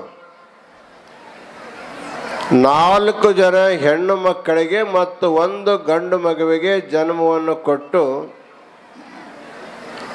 ತಮ್ಮ 4 ಜನ ಹೆಣ್ಣು ಮಕ್ಕಳಿಗೆ ಅತ್ಯಂತ ಉತ್ತಮವಾದ ಸಂಸ್ಕಾರ ಶಿಕ್ಷಣವನ್ನು ಕೊಟ್ಟು 4 ಮನೆಗಳ ಉದ್ಧಾರ ಮಾಡುವುದಕ್ಕಾಗಿ ಕನ್ಯಾದಾನವನ್ನು ಮಾಡಿ ಪುಣ್ಯವನ್ನು ಕಟ್ಟಿಕೊಂಡಿದ್ರು. ಒಬ್ಬನೇ ಆಗಿರ್ತಕ್ಕಂಥ ಮಗನನ್ನು ತನ್ನ ವಂಶವೃದ್ಧಿಗೆ ಇಟ್ಕೋಬೋದಾಗಿತ್ತು. ಆದರೆ ನಾನು ಪಟ್ಟಾಭಿಷೇಕವಾಗತಕ್ಕಂಥ ಮಠ ಮತ್ತಿನ್ನು ಮುಂದೆ ಹಾಗೆ ಉಳಿಬಾರದಂತ ತಿಳ್ಕೊಂಡು ಹೆಣ್ಣು ಮಕ್ಕಳನ್ನು ಒಂದೊಂದು ಮನೆಗೆ ದಾನ ಮಾಡಿದರೆ ತನ್ನ ಗಂಡು ಮಗುವನ್ನು ಸಂಪೂರ್ಣ ಸಮಾಜಕ್ಕಾಗಿ ದಾನ ಮಾಡಿರ್ತಕ್ಕಂಥ ಮಹಾದಾನಿ ಅಂದರೆ ನಮ್ಮ ಮುರುಗೇಂದ್ರ ಸ್ವಾಮಿಗಳವರು.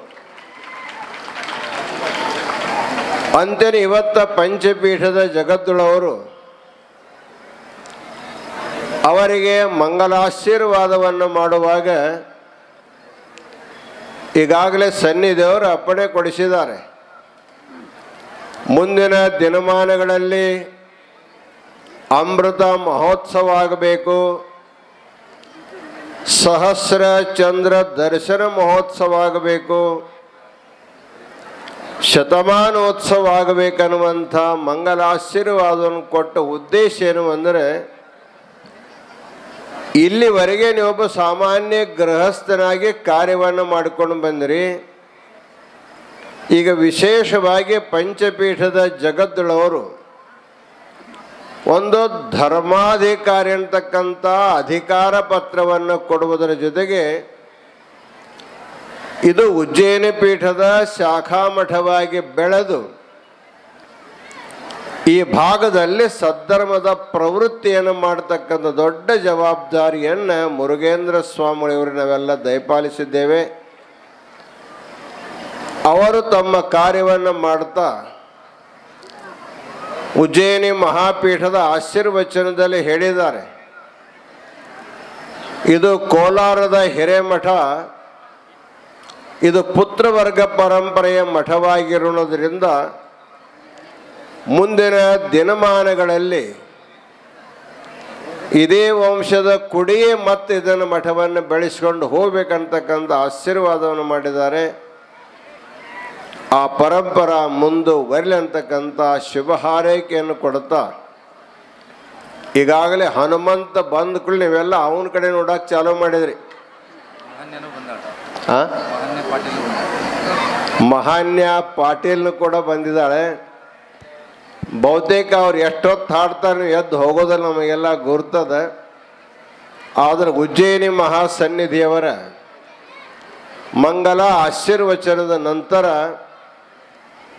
ಭವ್ಯವಾಗಿರ್ತಕ್ಕಂಥ ಸಂಗೀತ ಸಮಾರೋಹದಲ್ಲಿ ನೀವೆಲ್ಲ ಆನಂದವಾಗಿ ತುಂದಿಲರಾಗಬೇಕಂತಕ್ಕಂಥ ಶುಭ ಹಾರೈಕೆಯನ್ನು ಕೊಡುತ್ತಾ, ಆ ಸಂಗೀತಗಾರರಿಗೆ ಕೂಡ ಶುಭವನ್ನು ಹಾರೈಸಿ ಈ ಸಂಕ್ಷಿಪ್ತವಾಗಿರ್ತಕ್ಕಂಥ ಮಂಗಲ ಆಶೀರ್ವಚನವನ್ನು ಪೂರ್ಣ ಮಾಡ್ತಾ ಇದ್ದೇವೆ. ಮಾತು ಬೆಳ್ಳಿ,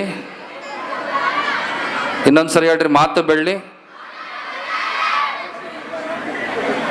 ದಕ್ಷಿಣದಾಗ ಒಂದು ಕೋಲಾರ ಅಂತ ನಗರದ, ಹೌದಾ? ದಕ್ಷಿಣದಾಗ ಕೋಲಾರ ಅಂತ ಒಂದು ನಗರದ, ಅದು ಎದಕ್ಕೆ ಪ್ರಸಿದ್ಧಿ? ಚಿನ್ನದ ಗಣಿಗೆ, ಹೌದಾ?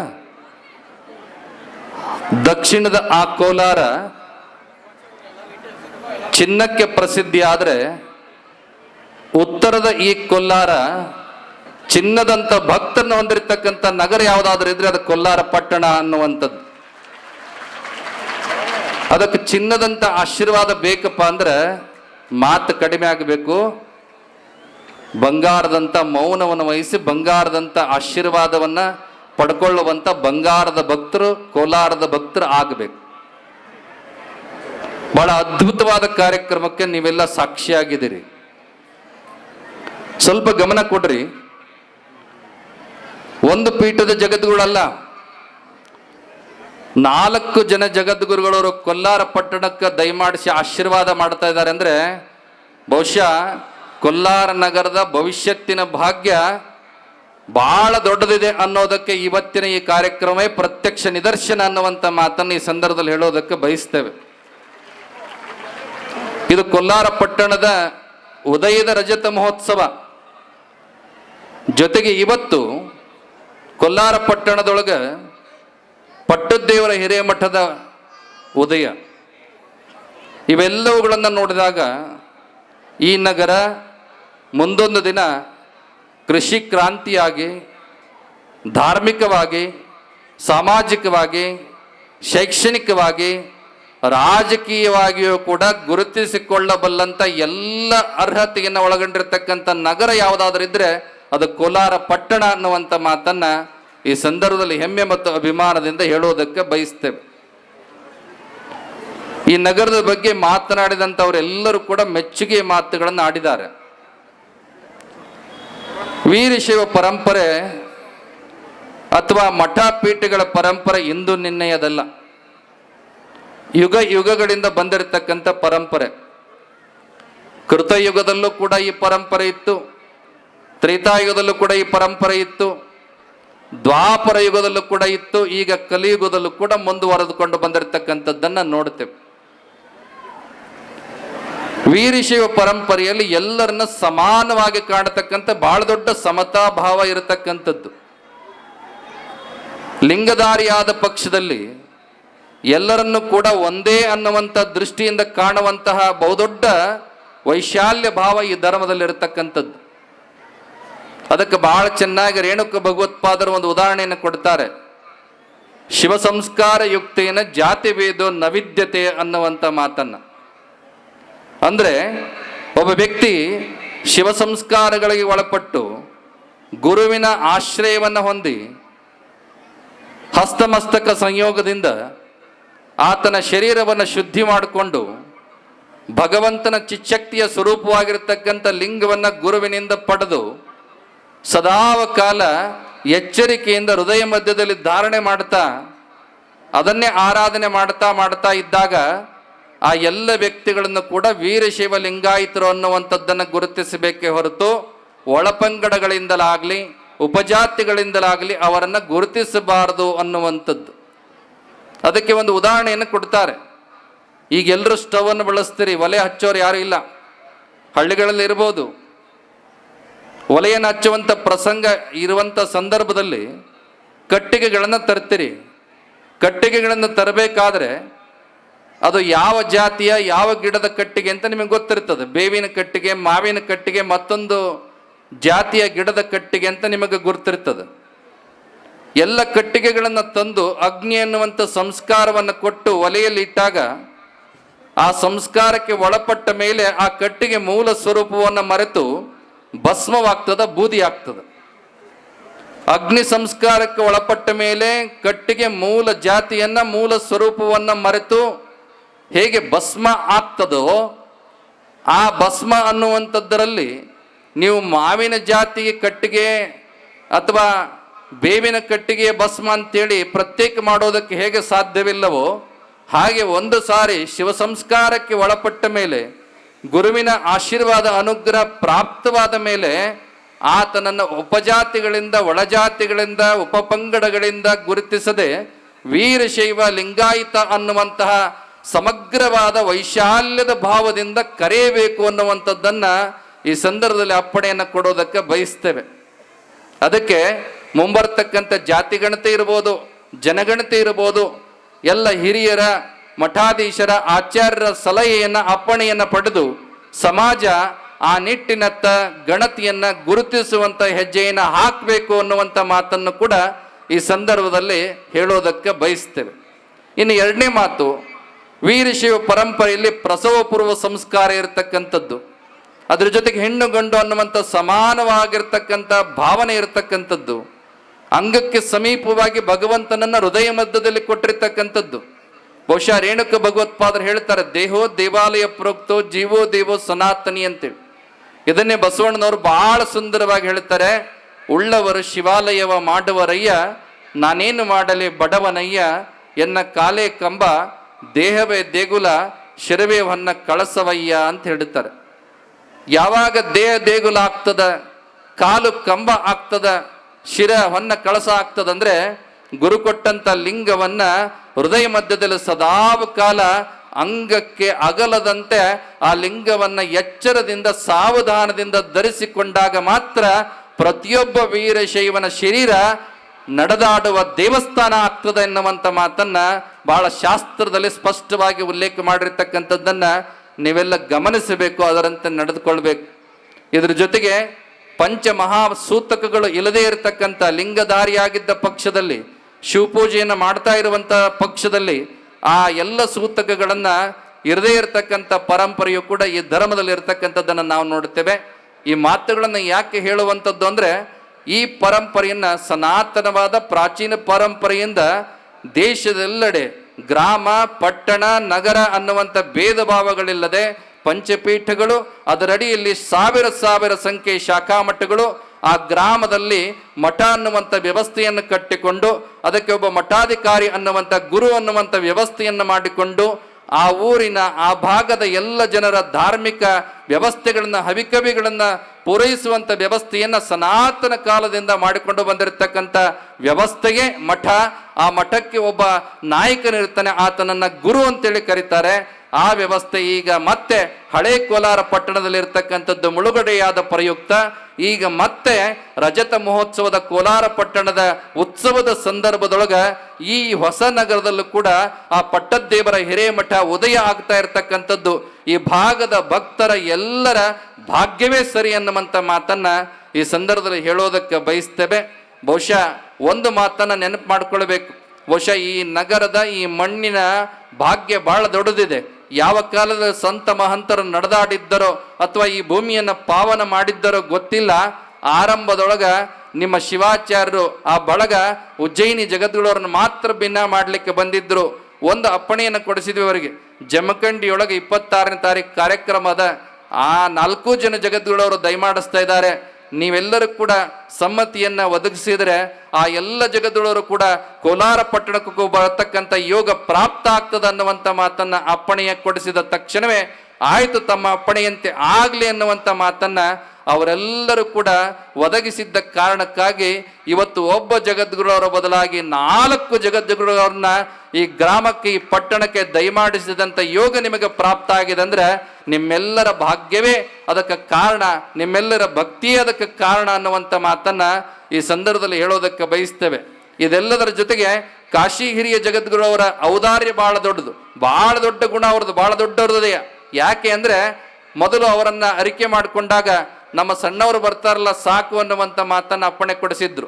ಆದರೆ ಮತ್ತೆ ವಾರದ ಹಿಂದೆ ಅವರಲ್ಲಿ ಅರಿಕೆ ಮಾಡಿಕೊಂಡಾಗ ಬಹುಶಃ ನೀವು ಗಮನಿಸಿದಿರೋ ಇಲ್ವೋ, ಆಮಂತ್ರಣ ಪತ್ರಿಕೆಯೊಳಗೆ ಹಿರಿಯ ಜಗದ್ಗುರುಗಳವರ ಹೆಸರಿಲ್ಲ, ಯಾವುದೇ ವಾಲ್ ಪೋಸ್ಟ್ ಒಳಗ ಸನ್ನಿಧಿಯವರ ಹೆಸರಿಲ್ಲ.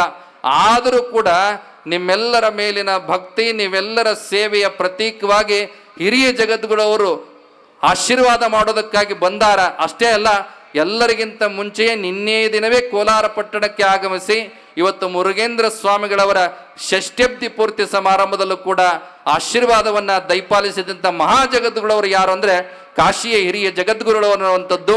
ನಿಮ್ಮೆಲ್ಲರ ಜೋರಾದ ಚಪ್ಪಾಳೆಯ ಮುಖಾಂತರವಾಗಿ ಅವರಿಗೆ ವಿಶೇಷವಾದ ನಮನಗಳನ್ನ ಅರ್ಪಣೆ ಮಾಡಬೇಕು ಅನ್ನುವಂಥದ್ದು. ಆ ರೀತಿಯಾದ ನಮ್ಮ ಮನವಿಯನ್ನ ವಿನಂತಿಯನ್ನ ಸ್ವೀಕಾರ ಮಾಡಿ ದಯಮಾಡಿಸಿದ್ದಕ್ಕಾಗಿ ಉಜ್ಜಯಿನಿ ಪೀಠದ ಪರವಾಗಿ, ಈ ಕೋಲಾರ ಪಟ್ಟಣದ ಎಲ್ಲ ಸದ್ಭಕ್ತರ ಪರವಾಗಿ, ಪಟ್ಟದ್ದೇವರ ಹಿರೇಮಠದ ಪರವಾಗಿ, ಕಾಶಿಯ ಹಿರಿಯ ಜಗದ್ಗುಗಳವರಿಗೆ, ಶ್ರೀಶೈಲ ಜಗದ್ಗುಗಳವರಿಗೆ, ಕಾಶಿ ಕಿರಿಯ ಜಗದ್ಗುಗಳವರಿಗೆ ಅನಂತ ಶತಕೋಟಿ ನಮಸ್ಕಾರಗಳನ್ನ ನಾವಾದರೂ ಕೂಡ ಅರ್ಪಣೆ ಮಾಡೋದಕ್ಕೆ ಬಯಸ್ತೇವೆ.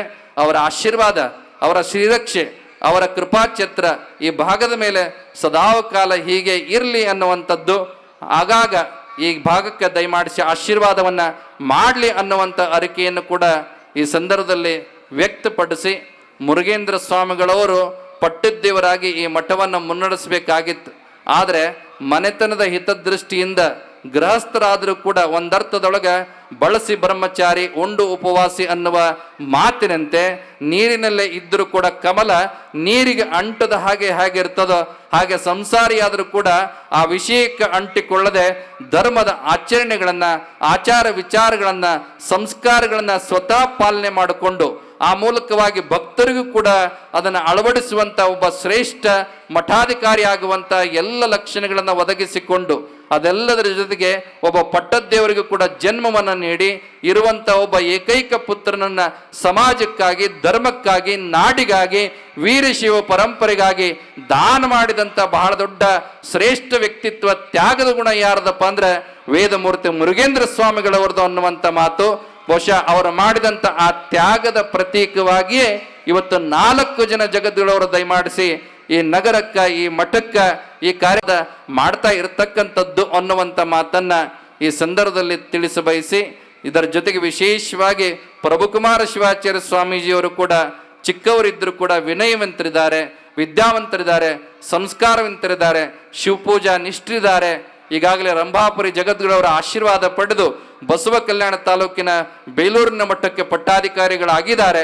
ಅದರ ಜೊತೆಗೆ ಈ ಒಂದು ಕೋಲಾರ ಪಟ್ಟಣದ ಜವಾಬ್ದಾರಿಯನ್ನು ಕೂಡ ಅವರು ಮುಂದಿನ ದಿನಮಾನಗಳಲ್ಲಿ ವಹಿಸಿಕೊಂಡು ಈ ಭಾಗದ ಭಕ್ತರಿಗೂ ಕೂಡ ಸದಾವಕಾಲ ಶುಭವನ್ನ ಹರಿಸುವಂತ ಶ್ರೇಷ್ಠ ಶಿವಾಚಾರ್ಯರಾಗಿ ಅವರು ರೂಪುಗೊಳ್ಳಲಿ ಅನ್ನುವಂಥ ಮಾತನ್ನ, ಅದರ ಜೊತೆಗೆ ಭವಿಷ್ಯತ್ ಕಾಲದಲ್ಲಿ ಯಾವುದೇ ಧಾರ್ಮಿಕ ಕಾರ್ಯಕ್ರಮಗಳನ್ನು ಆಯೋಜನೆ ಮಾಡಿದಾಗ ಉಜ್ಜಯಿನಿ ಪೀಠ ಜೊತೆಗೆ ಎಲ್ಲ ಪೀಠಗಳ ಆಶೀರ್ವಾದ ಸದಾವಕಾಲ ಅವರ ಜೊತೆಗೆ ಇರ್ತದೆ ಅನ್ನುವಂಥ ಮಾತನ್ನು ಕೂಡ ಆಶೀರ್ವಾದ ಮಾಡುತ್ತಾ, ವಿಶೇಷವಾಗಿ ಈ ಕಾರ್ಯಕ್ರಮಕ್ಕೆ ನಮ್ಮ ಕೊಡೇಕಲ್ಲದ ಶ್ರೀಗಳವರು, ನಾವದಗಿಯ ಹಾಗೆ ದೇವರ ಹಿಪ್ಪರಿಗೆಯ ನಮ್ಮ ವಿಶೇಷವಾಗಿ ಚಬನೂರಿನ ಯರ್ನಾಳದ ಎಲ್ಲ ಶ್ರೀಗಳವರು ಕೂಡ ಜೊತೆಯಾಗಿ ನಮ್ಮ ಪ್ರಭುಕುಮಾರ ಶಿವಾಚಾರ್ಯ ಸ್ವಾಮೀಜಿಯವರ ಕೈಯನ್ನು ಬಲಪಡಿಸುವಂಥ ಬಹಳ ದೊಡ್ಡ ಕೆಲಸವನ್ನು ಮಾಡಿ ಈ ಕಾರ್ಯಕ್ರಮದ ಯಶಸ್ಸಿಗಾಗಿ ದುಡಿದಿದ್ದಾರೆ.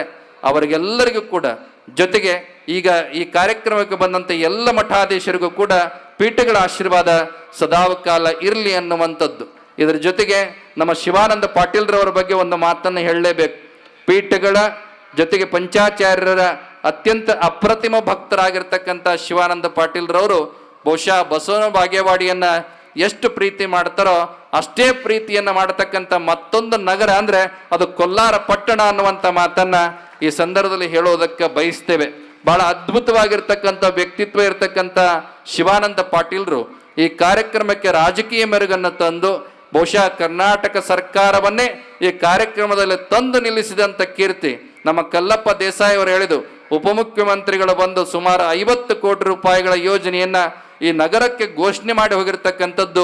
ಅದಕ್ಕೆ ಕಾರಣ ನಮ್ಮ ಶಿವಾನಂದ ಪಾಟೀಲ್ರು ಅನ್ನುವಂಥ ಮಾತನ್ನು ಅವ್ರು ಏನು ಹೇಳಿದ್ರು, ಇದು ನಿಜಕ್ಕೂ ಕೂಡ ಈ ಊರಿನ ನಿಜವಾದ ಭಾಗ್ಯ ಉದಯ ಆದಂತೆ ಅನ್ನುವಂಥ ಮಾತನ್ನ ಈ ಸಂದರ್ಭದಲ್ಲಿ ಹೇಳೋದಕ್ಕೆ ಬಯಸ್ತೇವೆ. ಮೊಸರಿನ ನಾಡಾಗಿ ಈ ಕೋಲಾರ ಪಟ್ಟಣ ಹೆಸರುವಾಸಿಯಾಗಿದ್ದರೂ ಕೂಡ ಒಂದು ಮಾತನ್ನು ಹೇಳೋದಕ್ಕೆ ಬಯಸ್ತೇವೆ. ಬಹುಶಃ ಬಹಳ ಜನ ಏನೇನೋ ಕೊಡೋರಿದಾರ, ಆದರೆ ಕೊಲ್ಲಾರದ ಪಟ್ಟಣದೊಳಗೆ ಮೊಸರಾಗಬೇಕಾದ್ರೆ ಹೆಪ್ಪು ಕೊಡುವಂತ ಗಟ್ಟಿ ಭಕ್ತರು ಇರ್ತಕ್ಕಂಥ ಊರು ಯಾವುದಪ್ಪ ಅಂದ್ರೆ ಅದು ಕೊಲ್ಲಾರ ಪಟ್ಟಣ ಅನ್ನುವಂಥದ್ದು. ಹೆಪ್ಪು ಚೆನ್ನಾಗಿತ್ತಪ್ಪ ಅಂದ್ರೆ ಮೊಸರು ಚೆನ್ನಾಗಿರೋದಕ್ಕೆ ಸಾಧ್ಯ ಆಗ್ತದ. ಹಾಗೆ ಒಳ್ಳೆಯ ಹೆಪ್ಪನ್ನು ಕೊಡತಕ್ಕಂತಹ ಗಟ್ಟಿ ಭಕ್ತರು ಕೊಲ್ಲಾರ ಪಟ್ಟಣದಲ್ಲಿ ಇರ್ತಕ್ಕಂಥದ್ದು ಬಹಳ ಸಂತೋಷವನ್ನ, ಸಂಭ್ರಮವನ್ನು ತಂದಿದೆ ಅನ್ನುವಂಥದ್ದು. 4-5 ದಿನಗಳ ಕಾರ್ಯಕ್ರಮ ಬಹಳ ಸರ್ವಾಂಗ ಸುಂದರವಾಗಿ ನಡೆದುಕೊಂಡು ಬಂದದ.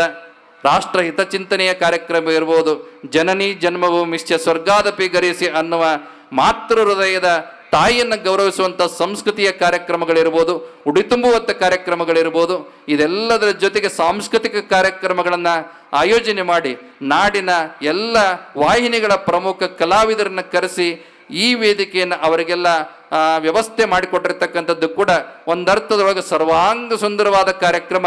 ಅದು ಎಲ್ಲಿ ನಡೆದದ ಅಂದ್ರೆ ಕೊಲ್ಲಾರ ಪಟ್ಟಣದೊಳಗೆ ನಡೆದಿದೆ ಅನ್ನುವಂಥ ಮಾತನ್ನ ಅತ್ಯಂತ ಸಂತೋಷದಿಂದ ನಾವಾದರೂ ಕೂಡ ಹೇಳೋದಕ್ಕೆ ಬಯಸ್ತೇವೆ.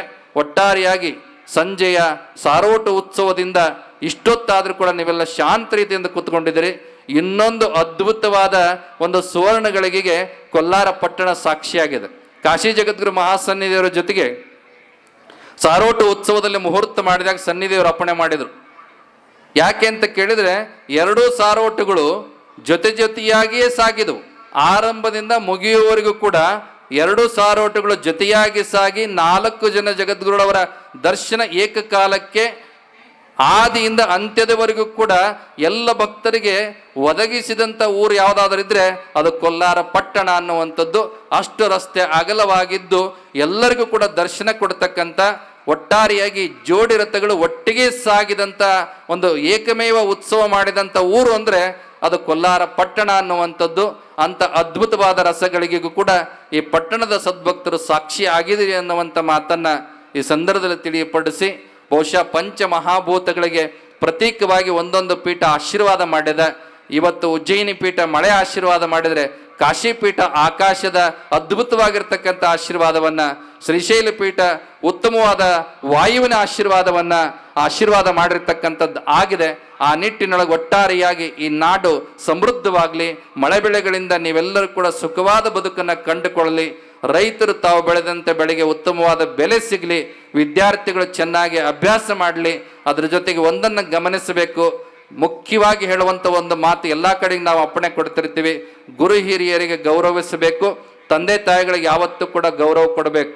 ಯಾವುದೇ ವ್ಯಕ್ತಿ, ನಾವು ಜಗದ್ಗುರುಗಳಾಗಿರ್ಬೋದು, ಈ ದೇಶದ ಪ್ರಧಾನಮಂತ್ರಿ ಇರ್ಬೋದು, ಯಾರೇ ಅಧಿಕಾರ, ಅಂತಸ್ತು, ಅಧಿಕಾರ, ಯೌವನ, ರೂಪ, ಆಕಾರ, ಬಣ್ಣ ಇದ್ಯಾವುದರಿಂದ ಏನೆಲ್ಲ ಎತ್ತರಕ್ಕೆ ಇರದೇ, ಆದರೆ ನಮ್ಮ ತಂದೆ ತಾಯಿಗಳು ಹೊತ್ತು ಹೆತ್ತು ನಮ್ಮನ್ನು ಈ ಜಗತ್ತಿಗೆ ಕರ್ಕೊಂಡು ಬರದೇ ಇದ್ದಿದ್ರೆ ನಾವೆಲ್ಲಿ ಇರ್ತಿದ್ವಿ ಅನ್ನುವಂಥದ್ದನ್ನು ನೆನಪಿಟ್ಕೊಳ್ಬೇಕು. ಅದಕ್ಕೆ ನಿಜವಾದ ದೇವರು ಯಾರಪ್ಪ ಅಂದ್ರೆ ನಮ್ಮ ಹೆತ್ತ ತಂದೆ ತಾಯಿಗಳು ಅನ್ನುವಂಥದ್ದು. ಅವರಿಗೆ ನೋವು ತರ್ತಕ್ಕಂಥ ಯಾವುದೇ ಕಾರ್ಯವನ್ನ ಮಕ್ಕಳಾದಂಥ ಎಲ್ಲರೂ ಕೂಡ ನಾವು ಮಾಡೋದಿಲ್ಲ ಅನ್ನುವಂಥ ಪ್ರತಿಜ್ಞೆ ಮಾಡಿಬಿಟ್ರೆ ನಿಜವಾಗ್ಲೂ ಕೂಡ ಈ ಕಾರ್ಯಕ್ರಮ ಮಾಡಿದ್ದಕ್ಕೆ ಸಾರ್ಥಕತೆ ಬರ್ತದೆ ಅನ್ನುವಂಥದ್ದು. ಜೊತೆಗೆ ಹೆಣ್ಣು ಮಕ್ಕಳು ಕಾಲೇಜಿಗೆ ಹೋಗತಕ್ಕಂಥವ್ರು ಇರ್ಬೋದು, ಅಧ್ಯಯನ ಮಾಡೋದಕ್ಕೆ ಹೋಗ್ತಕ್ಕಂಥವ್ರು ಇರ್ಬೋದು, ಬಹಳ ಅದ್ಭುತವಾಗಿರ್ತಕ್ಕಂಥ ವ್ಯವಸ್ಥಿತವಾದ ರೀತಿಯೊಳಗೆ ಈ ದೇಶದ ಸಂಸ್ಕೃತಿಯ ಮೇಲೆ ಬಹಳ ಹಾನಿ ಆಗ್ತಾ ಇದೆ, ವಿಶೇಷವಾಗಿರ್ತಕ್ಕಂಥ ದಾಳಿ ಆಗ್ತಾ ಇದೆ. ಅದು ಯಾರಿಗೂ ಕೂಡ ಕಾಣದೇ ಇರತಕ್ಕಂಥ ರೀತಿಯೊಳಗೆ ನಡೀತಾ ಇದೆ. ಹೆಣ್ಣು ಮಕ್ಕಳು ತಂದೆ ತಾಯಿಗಳ ಮುಂದೆ ಯಾವುದೇ ವಿಚಾರಗಳನ್ನು ಮುಚ್ಚಿಟ್ಕೊಳ್ಬಾರ್ದು.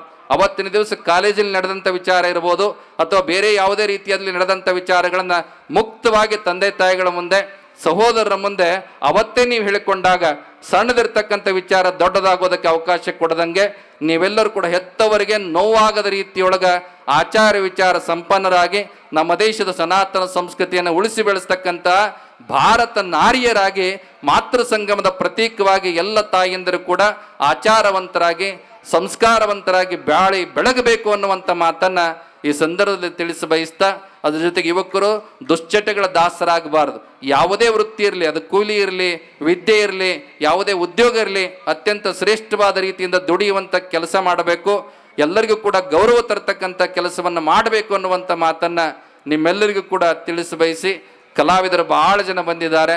ಹನುಮಂತ ಲಮಾಡಿ ಬಂದಿದ್ದಾರೆ, ಮಹನ್ಯ ಪಾಟೀಲ್ ಬಂದಿದ್ದಾರೆ, ಇನ್ನೂ ಅನೇಕ ಜನರು ಆ ಕಲಾವಿದರು ಬಂದಿದ್ದಾರೆ. ಅವರೆಲ್ಲರ ಕಾರ್ಯಕ್ರಮಗಳನ್ನು ಕೂಡ ನೀವು ನೋಡಬೇಕಾದಂಥ ಅನಿವಾರ್ಯತೆ ಇದೆ ಅನ್ನುವಂಥದ್ದನ್ನು ಅಪ್ಪಣೆಯನ್ನು ಕೊಡಿಸಿ, ಶಿವಾನಂದ ಪಾಟೀಲ್ರ ಆದಿಯಾಗಿ, ಕಲ್ಲಪ್ಪ ದೇಸಾಯಿಯವರ ಆದಿಯಾಗಿ, ಊರಿನ ಎಲ್ಲ ಹಿರಿಯರಿಗೆ, ಊರಿನ ಎಲ್ಲ ದೈವಸ್ಥರಿಗೆ ಬಂದಂಥ ನಿಮ್ಮೆಲ್ಲರಿಗೂ, ಅದರ ಜೊತೆಗೆ 1 ರೂಪಾಯಿಯಿಂದ ಹಿಡಿದು 1,00,000 ರೂಪಾಯಿವರೆಗೂ ಯಾರು ಏನೆಲ್ಲ ಕೊಟ್ಟಿದ್ದೀರಿ ಅವರೆಲ್ಲರಿಗೂ ಕೂಡ ಅದು 1000 ಲಕ್ಷ ಪಟ್ಟು ವಾಪಸ್ ನಿಮಗೆ ಕೊಡ್ತಕ್ಕಂಥ ಶಕ್ತಿಯನ್ನು ಆ ಭಗವಂತ ಕರುಣಿಸಲಿ ಅನ್ನುವಂಥ ಮಾತನ್ನ ಬಹುಶಃ ಇಷ್ಟು ಸುಂದರವಾದ ವೇದಿಕೆಯನ್ನು ಸಜ್ಜುಗೊಳಿಸಿ ನಿಮ್ಮೆಲ್ಲರಿಗೂ ಕೂಡ ಆ ಕಾರ್ಯಕ್ರಮಕ್ಕೆ ನೆರವು ಮಾಡಿದಂಥ ಬಹಳ ದೊಡ್ಡ ಭಕ್ತಿ ಯಾರ್ದಪ್ಪ ಅಂದರೆ ನಮ್ಮ ಶಿವಾನಂದ ಪಾಟೀಲ್ರವ್ರದ್ದು. ಅವರಿಗೆ ಜೋರಾದ ಚಪ್ಪಾಳೆಯನ್ನು ತಟ್ಟೋದ್ರ ಮುಖಾಂತರವಾಗಿ ನಿಮ್ಮೆಲ್ಲರ ಪ್ರೀತಿಯ ಹರಕೆ ಯಾವತ್ತೂ ಕೂಡ ಅವ್ರ ಜೊತೆಗೆ ಇರಲಿ ಅನ್ನುವಂಥ ಮಾತನ್ನು ಮತ್ತೊಮ್ಮೆ ಅಪ್ಪಣೆಯನ್ನು ಕೊಡಿಸ್ತಾ, ಮುರುಗೇಂದ್ರ ಸ್ವಾಮಿಗಳವರಿಗೆ ಆಯುಷ್ಯ ಆರೋಗ್ಯ ವೃದ್ಧಿ ಆಗಲಿ, ಸನ್ನಿಧಿಯವರು ಅಪ್ಪಣೆ ಕೊಡಿಸಿದ ಹಾಗೆ 60, 75 ಆಗಲಿ, 80 ಆಗಲಿ, 100ರ ಸಂಭ್ರಮವನ್ನು ಅವರು ಕಾಣುವಂತಾಗಲಿ. ಹಾಗೆ ಪಟ್ಟದ್ದೇವರ ಭವಿಷ್ಯತ್ತಿನ ಎಲ್ಲ ಆಚಾರ ವಿಚಾರಧಾರೆಗಳು ಉತ್ತರೋತ್ತರವಾಗಿ ಬೆಳಗಲಿ. ಎಲ್ಲರ ಭಕ್ತರ ಮನೆಯನ್ನು ಬೆಳಗುವಂಥ ಶಕ್ತಿ, ಶಿವಯೋಗ ಸಾಧನೆ, ಶಿವಪೂಜಾ ಅನುಷ್ಠಾನ ಅವರದಾಗಲಿ ಅನ್ನುವಂಥ ಮಾತನ್ನು ಈ ಸಂದರ್ಭದಲ್ಲಿ ಅಪ್ಪಣೆಯನ್ನು ಕೊಡಿಸಿ